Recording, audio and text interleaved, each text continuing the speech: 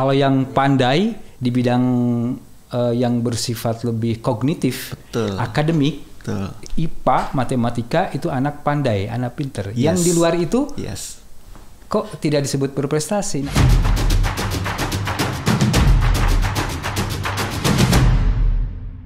Halo Sobat Belajar, berjumpa kembali dengan saya Surya Soekarno, host dari podcast Direktorat Jenderal PAUD, Dikdas, dan Dikmen.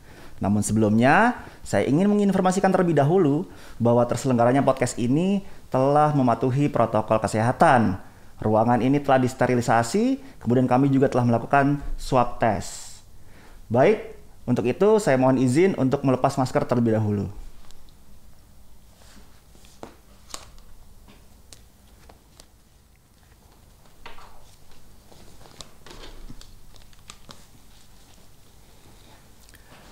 Baik, Sobat Belajar, episode kali ini kita akan membahas mengenai anak-anak Indonesia yang berprestasi, tentunya di lingkungan satuan pendidikan. Untuk itu, kita sudah kedatangan tamu spesial, Bapak Asep Sukmayadi, selaku Pelaksana Tugas Kepala Pusat Prestasi Nasional atau akrab disapa Puspresnas. Kebetulan beliau juga menjabat sebagai Kepala LPMP Kalimantan Barat. Baik, selamat datang Bapak Asep di podcast Direktorat Jenderal PAUD, Dikdas, dan Dikmen. Iya, terima kasih Mas atas undangannya. Baik. Mana? Sehat ya? Sehat. Apa kabarnya Bapak? Alhamdulillah. Alhamdulillah. Ya. Semoga di tengah pandemi ini kita semua dalam keadaan sehat ya Pak ya. Insya Allah. Insya Allah. Di tengah kesibukan Bapak yang luar biasa, kami berterima kasih sudah mendapatkan kesempatan untuk kemudian Bapak bisa berbagi cerita, berbagi inspirasi untuk Sobat Belajar yang ada di rumah. Iya. Baik Sobat Belajar, pada saat pelantikan kabinet baru ditunjuknya Mas Menteri Nadiem Makarim, Pak. Kemudian beliau mendapatkan mandat dari Presiden Republik Indonesia Bapak Jokowi untuk melakukan transformasi pendidikan di Indonesia. Salah satu interpretasi daripada transformasi tersebut adalah dibentuknya unit khusus. Unit yang bernama Pusat Prestasi Nasional, seperti itu. Nah, kemudian apa sih Pak yang menjadi filosofi dibentuknya Puspresnas dan kemudian apa yang menjadi tugas-tugas yang dimandatkan oleh pusat tersebut? Ya baik Mas Surya, terima kasih. Memang kita juga melihat ya bahwa kita Indonesia ini kan dalam tempo hari-hari ini dan 10-20 tahun ke depan kita memperoleh apa yang kita sebut sebagai bonus demografi ya.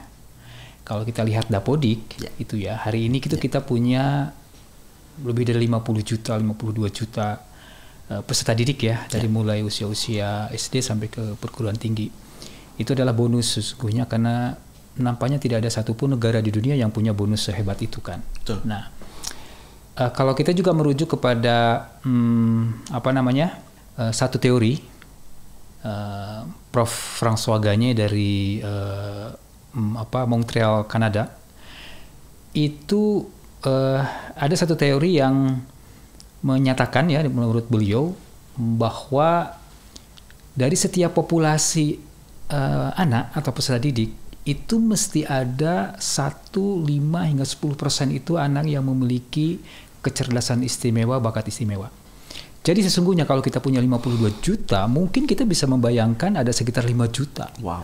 Anak-anak yang kalau kita sentuh bakat, kemudian potensinya, dan kemudian diintensifkan melalui kita juga punya kebijakan Merdeka Belajar di mana semua proses belajar dikembalikan kepada anak sebagai pusat belajar. Maka kita akan juga memetik selain bonus itu secara kebanyakan keseluruhan, tapi kita juga petik yang 5 juta itu. Ya. Coba bayangkan kalau 5 juta kurang lebih hampir sama dengan penduduk Singapura ya. Ya kan?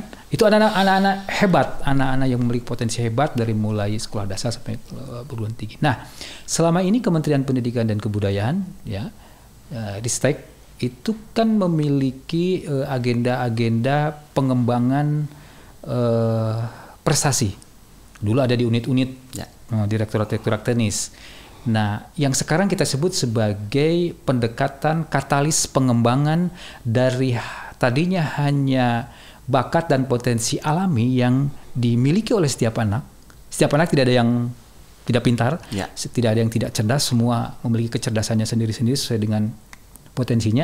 Maka kita selama ini menyelenggarakan berbagai macam kegiatan melalui pendekatan-pendekatan festival, lomba, kompetisi, yang itu diakui juga sebagai salah satu instrumen yang efektif untuk bisa mendorong tumbuhnya potensi dan menemukan bakat anak-anak. Itu kita selenggarakan sejauh ini, kita selenggarakan melalui berbagai macam kegiatan kompetisi itu kan. Ada di Dekter. Nah, ketika Dikbud-Ristek dengan Bapak Menteri kemudian membentuk melahirkan pusat prestasi nasional, sesungguhnya itu adalah memperkuat mekanisme katalis pengembangan dan penguatan prestasi, dan kemudian menyaturumahkan semua proses pengembangan bakat dan prestasi itu di dalam sebuah unit yang kira-kira secara normatif itu tugasnya adalah mengembangkan prestasi peserta didik dan satuan pendidikan. Oke. Tidak hanya peserta didik, sesungguhnya ada pengembangan satuan pendidikan. Jadi sesungguhnya fungsi pusat prestasi nasional itu secara normatif dengan sendirinya, secara otomatis kemarin ketika ada tugas seperti itu, kemudian mengakumulasi semua kegiatan-kegiatan pendekatan katalis pengembangan prestasi itu ke dalam sebuah unit yang dinamakan pusat prestasi nasional, sehingga terkumpul kurang lebih 60 kegiatan pengembangan prestasi yang kita identifikasi sementara sebagai kegiatan-kegiatan kompetisi. Luar biasa. Ya, kemudian itu kita lihat bahwa peran dari pusat prestasi sesungguhnya adalah peran pengembangan. Di direktorat ini adalah peran pembinaan. Jadi pengembangan itu adalah menurut hemat kami adalah pembinaan yang berkelanjutan, yang sustainable, yang memungkinkan anak-anak ini bisa satu, mengidentifikasi, menemukan potensinya, bakatnya, kemudian dikembangkan lebih jauh dengan memberikan kesempatan kepada mereka untuk menguji dirinya melalui kegiatan-kegiatan kita, dan kemudian mereka menetapkan dan mulai belajar menemukan inilah jalan karir barangkali yang akan dia tempuh, potensinya seperti apa. Nah, oleh karena itu kita di sini kalau lihat filosofi sesungguhnya adalah merupakan pembinaan dari peran-peran dan tugas-tugas mengembangkan kecerdasan secara lebih komprehensif, menjamin anak-anak bisa menurut Gajah Dewantara, olahraga, olah rasa, olah pikir, itu mesti kita pastikan itu harus hadir kan di anak-anak dan di sekolah atau di satuan pendidikan. Dan kemudian kita berikan panggung-panggungnya untuk menguji diri, untuk pentas, untuk mengekspresikan diri, dan itu notabene adalah merupakan bagian dari sentuhan paling natural untuk anak-anak bisa berkembang. Nah gitu. Jadi secara filosofis sesungguhnya kita juga bertindak sebagai mengimplementasikan peran-peran pengasuhan selain pengajaran dan pendidikan itu sendiri. Prinsip tuturi handaya. Nah itu. Jadi kita mengasuh. Kalau mengasuh berarti seperti ibu. Kalau seperti ibu berarti di dalam filsafat atau pendekatan budaya Sunda misalnya itu ada yang disebut sebagai Nyi Pohaci. Nyi Pohaci itu adalah ibu pertiwi. Betul nggak? Ibu pertiwi itu diidealkan sebagai yang mengasuh kehidupan dan bumi, ya kan? Sehingga secara filosofis juga kita yang melayani pendidikan memang berperan di pengasuhan itu Artinya ada perubahan paradigma Pak. Perubahan paradigma di mana ketika kita bicara prestasi itu tidak terjebak pada angka-angka. Bahwa dia juga mencakup mengenai minat dan bakat. Itu yang kemudian tadi menjadi jadi inti daripada tugas-tugas pusprestasi. Gitu.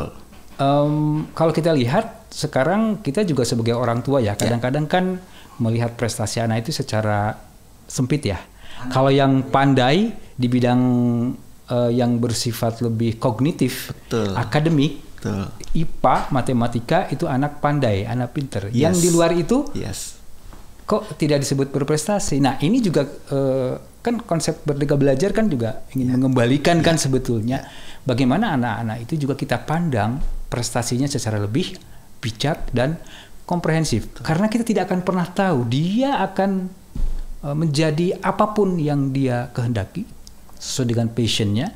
Kalau Pak Menteri sampaikan dia seharusnya bisa menjadi para pemimpin di bidangnya, di garis bawah ya. Bidangnya itu berarti kan sesuai dengan potensinya. Dan sekarang tidak bisa.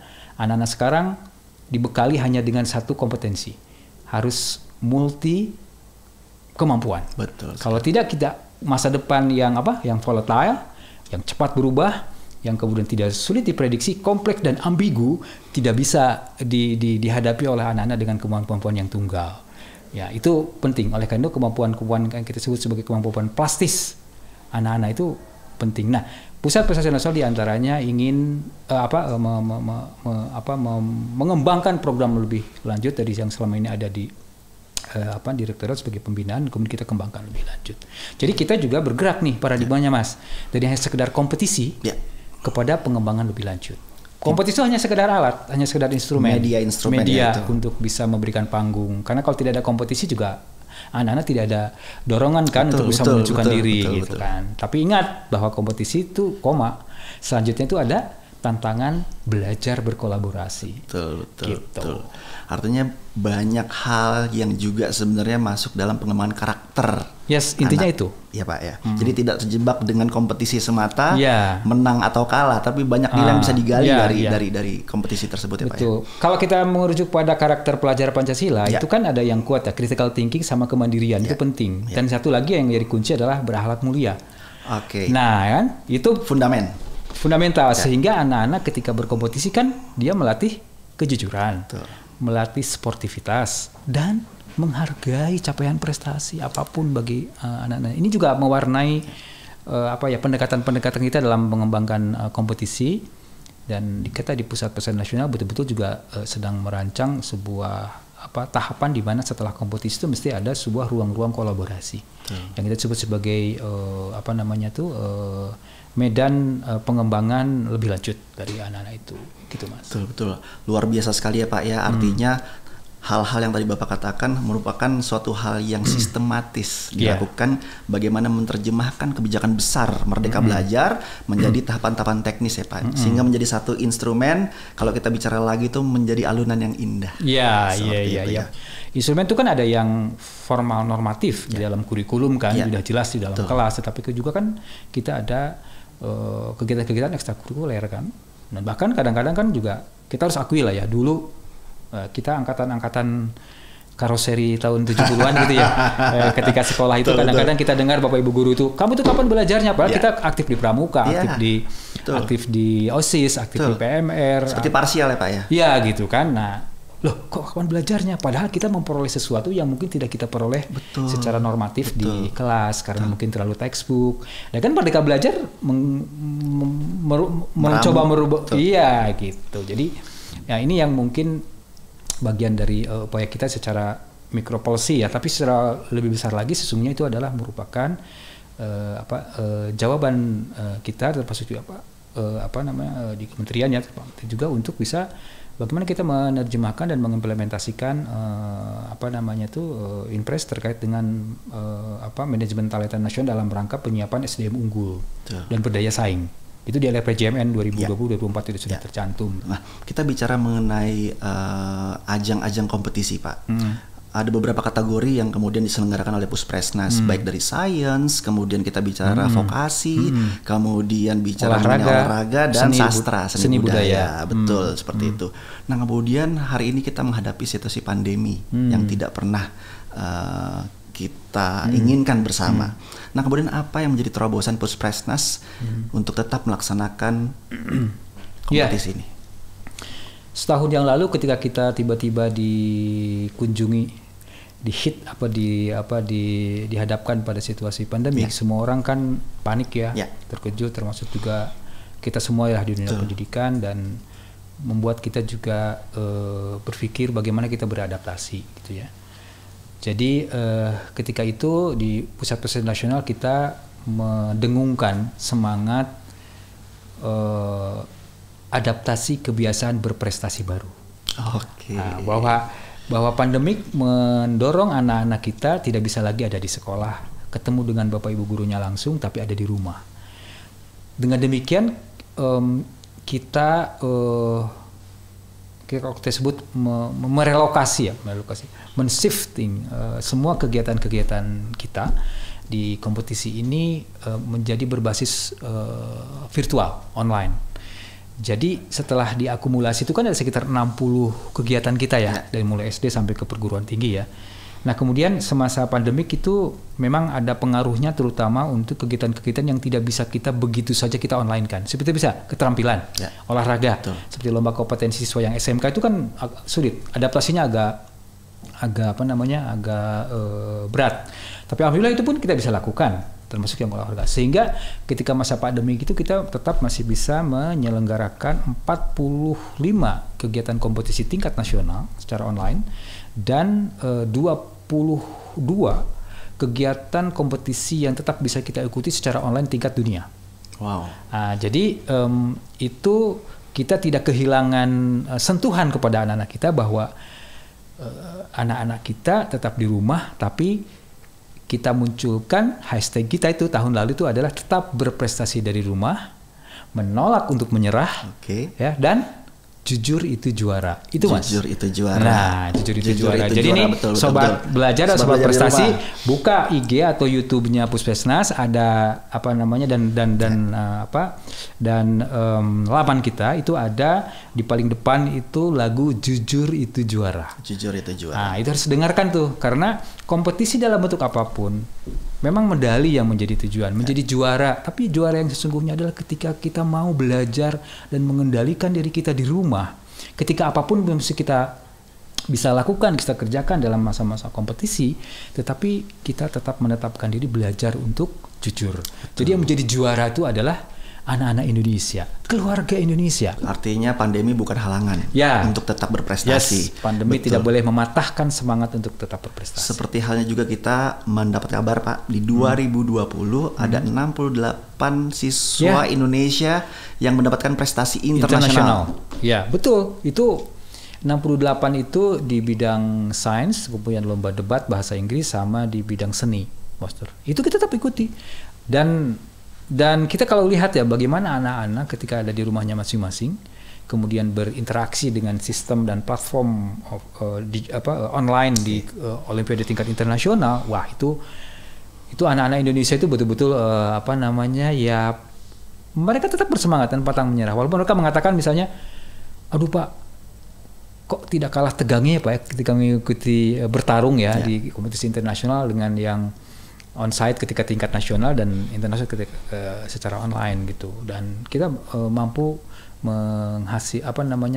menelurkan 68 penghargaan internasional dan kemudian kita terpacu untuk tahun ini pun kita terus lanjut, kita ikuti kegiatan-kegiatan itu. Dan menjadi kunci adalah ternyata kita semakin menguatkan harapan dan pandangan kita bahwa kunci kita itu apa? Gotong royong dengan orang tua. Gotong royong dengan orang tua. Gitu sobat belajar. Ya, orang tua di rumah dan satu lagi guru dan kepala sekolah. Tetap itu penting dan kami menghubung-hubungkan terus. Karena ketika pandemik ini menghalangi anak-anak tidak bisa ketemu bapak ibu guru langsung di sekolah, tidak bisa berkegiatan, dan dengan kegiatan ini ya paling tidak secara virtual ya anak-anak tetap bisa berinteraksi kan dengan guru-gurunya dan orang tua. Jadi antara orang tua, kepala sekolah, guru dan kami ya kita itu tetap terjalin gitu ya hubungan yang ini, dan itu menguatkan kita semua bahwa memang anak-anak kita perlu tetap dijaga semangatnya untuk terus bermimpi, berimajinasi dan berprestasi. Gitu. Betul. Baik Pak, terakhir, dengan banyaknya kompetisi kemudian melahirkan banyak talenta. Bagaimana kemudian manajemen yang dilakukan oleh Puspesnas dalam mengelola talenta-talenta terbaik anak-anak Indonesia? Ya, salah satu tantangan kita adalah, sebagaimana juga tantangan di yang lain-lain ya, saya kira adalah bagaimana kita mengkonsolidasikan. Karena kan Puspesnas juga kan diantaranya kan pada esensinya sebenarnya mengkonsolidasikan semua potensi itu ya. Apalagi sekarang kita punya kebijakan manajemen talenta nasional, itu betul-betul mengupayakan sebuah konsolidasi besar, strategis dan berjangka panjang bagi talenta di 3 klaster potensi ya. 1 bidang sains, ristek dan teknologi, 2 bidang seni dan budaya, 3 bidang olahraga ya. Dan sekarang sedang digodok, sedang akan dibentuk gugus tugas penyusun Grand Design Manajemen Talenta Nasional. Kemudian ada pembagian tugas siapa yang menyusun di bidang riset, di bidang seni dan budaya, dan kemudian di bidang olahraga. Ya, itu menjadi arahan dan arah capaian kita. Itu satu. Terus yang kedua adalah kita di Pusat Pelestarian Nasional agak bergerak lebih advance lah ya dari indikator capaian di dalam Renstra kita yang sifatnya indikator kuantitatif. Misalnya 100 sekian capaian medali internasional. Kita sekarang agak lebih kuatkan itu dengan indikator-indikator yang sifatnya pembinaan berkelanjutan. Gitu, untuk bisa misalnya memfasilitasi anak-anak kita melanjutkan jenjang karir belajarnya dari mulai SD ke SMP, SMP ke SMA. Oleh karena itu pun sistem penerimaan peserta didik baru, kemudian SNPTN, SBMPTN sedang kita juga coba elaborasi ya untuk bisa memberikan kesempatan yang luas bagi anak-anak untuk memperoleh karpet merah, untuk mewujudkan mimpi mereka belajar, mimpi mereka melanjutkan kuliah, mimpi mereka berperan di masyarakat. Nah, oleh karena itu kita di Pusat Pelestarian Nasional memperkuat database, ya, database peserta, dan kita sedang konsolidasikan database para alumni. Itu jadi kalau kita setiap tahun mampu melahirkan 200 sampai 300 siswa-siswa juara dunia ya, mestinya kan kita punya sebuah sistem informasi yang bisa menyimpan dan mengolah database itu sehingga itu bisa disajikan data informasi yang bisa memperkaya data pokok pendidikan kita. Dan itu bisa dibaca oleh semua stakeholders. Untuk sekolah dan dinas barangkali kan tentu saja untuk kebanggaan daerah satu. Kalau kita kebaca ya datanya, data prestasi per daerah.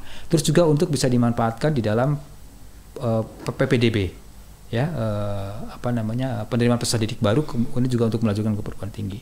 Yes, yang ketiga tentu saja bisa dilihat oleh orang tua itu sendiri dan kemudian masyarakat, gitu. Nah, ini menjadi tantangan kita, sehingga kalau kita bisa melihat seleksi kompetisi kita dari mulai satuan pendidikan tingkat sekolah, kecamatan, provinsi sampai tingkat internasional, itu sebenarnya kita punya range data paling tidak antara 2 jutaan anak-anak yang bisa kita rekam. Contoh tahun ini kompetisi sains nasional diselenggarakan melalui mekanisme UNBK dulu. Ya, dengan pusat assessment kita kerjasama kemarin. Alhamdulillah itu diikuti berapa Mas? 250.000 siswa. Wow. Yang sudah bisa kita pastikan pasti itu adalah siswa pilihan di sekolahnya masing-masing. Yang terhebat di 9 mata pelajaran, matematika, fisika, kimia, bahkan ada yang tidak ada pelajarannya di sekolah, astronomi, astrofisika, kemudian geografi, kebumian, ekonomi, informatika. Itu ada. Tahun ini berarti kita sudah bisa petakan ada 250.000 siswa SMA loh itu. SMA. Belum yang SD, betul, SMP, ya. Itu ada 250.000, dan besok akhir bulan akan ada seleksi tingkat provinsi. Terpilih berapa Mas dari 250.000? 20.000. Wow. 20.000 anak-anak yang memiliki potensi kehebatan, keistimewaan di bidang-bidang itu, dan kita akan lakukan kompetisi sains tingkat provinsi akhir bulan nanti, bulan Oktober baru ke tingkat nasional. Di tingkat nasional tinggal berapa Mas? Tingkat nasional itu tinggal kurang lebih 500 anak. 500 anak. Kebayang ya, dari 52 juta, 250.000. Kemudian tinggal 20.000 tingkat provinsi, nasional 600. Dari 600 kita pilih 270 terbaik. 30 anak terbaik dari setiap mata pelajaran. Itu yang kita seleksi melalui tahapan-tahapan pembinaan tingkat internasional. Peras lagi menjadi berapa? 5 anak. Jadi dari 2 juta kita mampu mengidentifikasi sekitar 270 terhebat yang kita siapkan untuk berbicara dan bertarung di tingkat internasional. Dan itu adalah anak-anak kita yang notabene adalah pasti mereka ada di sekolah kan, di satuan pendidikan, dan kemudian yang kita ingin tekankan yaitu mereka harus menjadi inspirasi. Itu bidang sains saja, belum yang bidang kewirausahaan. Wah, itu kalau bicara bidang kewirausahaan, anak-anak kita kreatif. Kita tidak akan kehilangan bidang penelitian ilmiah. Kadang-kadang juga karya-karyanya sangat mengejutkan. Seni apalagi? Iya kan? Bidang keterampilan. Ya, kita ada World Skill Competition untuk anak-anak SMK. Itu 80 negara ikut hadir di situ dan kita ikuti 35 cabang keterampilan. Dan kita sangat kuat di mana, Mas? 2 tahun terakhir World Skill Competition anak-anak SMK, kita sangat kuat di mana? Keterampilan apa? Keterampilan yang ada relevansinya dengan industri 4.0. Wow. Informatika, desain, kemudian aplikasi-aplikasi. Dan sampai ke games pun kita berikan kesempatan.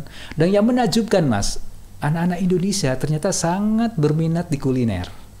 Oke. Bayangkan dari 2000 karya ide gagasan bisnis yang kita selenggarakan di Festival Inovasi Kewirausahaan Siswa Indonesia misalnya, itu 50%-nya itu karya ide gagasan bisnis dan ada yang sudah praktek bidang makan.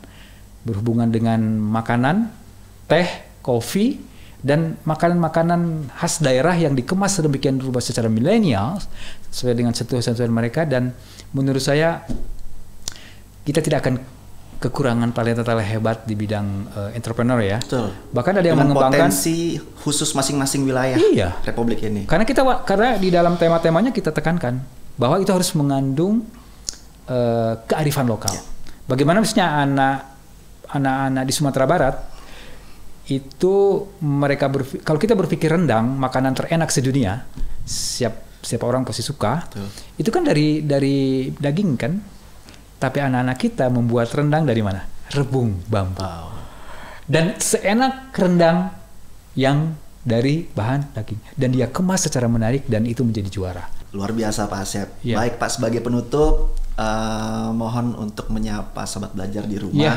Apa kemudian yang menjadi harapan untuk Puspresnas terhadap anak-anak Indonesia? Ya, ayo sobat belajar, adik-adik bisa menjadi sobat prestasi dengan sendirinya ketika adik-adik mencoba untuk tidak pantang menyerah untuk bisa menemukan potensi bakat adik-adik. Kami Kementerian Pendidikan dan Kebudayaan termasuk juga atas arahan Bapak Dirjen di Pak Dasmen juga terus menyelenggarakan kegiatan yang sekiranya adik-adik bisa ikut menguji potensi dan adik-adik jangan ragu untuk ikut. Semuanya sudah melalui platform digital. Mohon arahan dari Bapak Ibu guru di sekolah, kepala sekolah dan kemudian dinas-dinas di daerah untuk bisa berinteraksi dengan platform kita. Jadi tetap menjaga mimpi, kemudian terus belajar berimajinasi dan mengasah kreativitas, dan kemudian mengaktualisasikan diri untuk tetap terus berprestasi. Tunjukkan bahwa adik-adik adalah sobat belajar yang sesungguhnya, yang gemar dan kemudian suka untuk terus berprestasi di bidang apapun yang adik-adik minati. Baik, terima kasih Pak Asep sudah berkenan hadir di podcast Ditjen PAUD Dikdas dan Dikmen. Luar biasa sekali, banyak input, banyak inspirasi bagi sobat belajar semua di rumah. Baik, sobat belajar, jangan lupa untuk selalu ikuti info-info menarik seputar pendidikan di podcast Ditjen PAUD Dikdas dan Dikmen. Dan jangan lupa untuk like, komen, dan subscribe channel YouTube Ditjen PAUD Dikdasmen. Tetap jaga kesehatan, patuhi prokes, dan jalankan 5M. Salam berani belajar berubah. Sampai jumpa.